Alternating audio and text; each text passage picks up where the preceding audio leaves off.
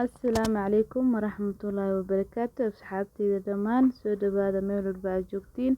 Waxaan halkan uga mahadcelinayaa asxaabta hore ila joogta iyo asxaabta hadda igu soo biirtay. Maasha Allah, waa ku mahadsantihiin sida sharafta leh ay soo booqateen. Hal koob oo galey ah, 3 qaando oo sokor ah iyo hal qaando oo leebate ah. Cisbana way igu jirtaa. Cisbadaas nima tusin sorry, cisba yar hore aan ugu sii shubtay. Hadda waxaan kusoo darsanayaa buraan kusoo darsanayaa 2 koob oo bakeeri oo bura kusoo darsanayaa. Kadib biyo u soo qaadanaya, biyo yar oo qandac ah aan u soo qaadanaya, xoogaa yar aan soo kuleystay aan ku qasanaa insha Allah. Sida u qasanayna waa arki doontiin.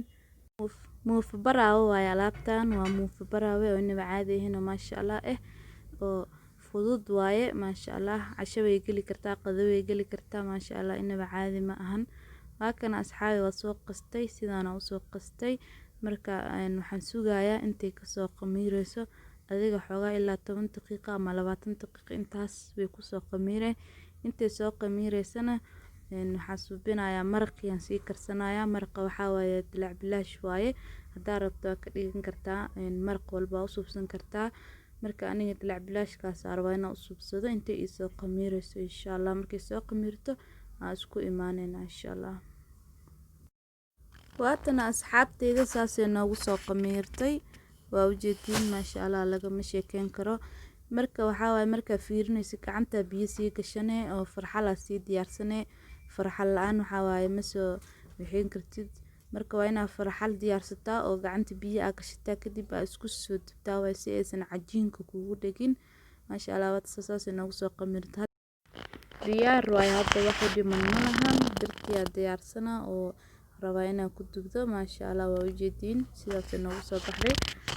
Hadda birtiya soo diyaarsana dabkana waa saartay. Waakana asxaabay way saarantahay dabkii. Dabkana waa u gaabinay markaa tan ku duwaysid sababtoo ah hadaa u dheereyso dhaqsay hoos ka guwanay korna ceeriinay ka noqonayso fiican kuma bislaanayso.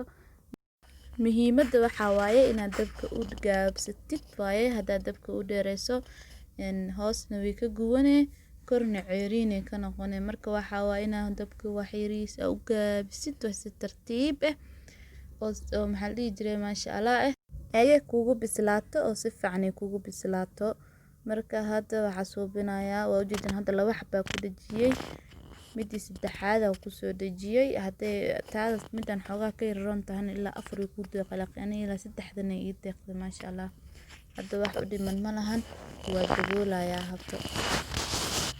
Waakana asxaabay sidaana u daboolay waxaa waaye hadda inaa biyo ku rasheeyo marabto wax daboolkaas ku filan wax xoog leh markaas saartid si fiican u saartid. Waxaa waaye si fiican kugu bislaanay oo ayada biyaha dhalays markaa daboolka saarto.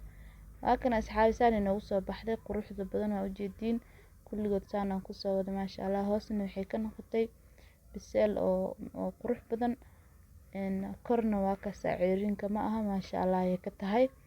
Marka inaba caadi ma ahan waa muufa inaba caadi ahayn maasha Allah.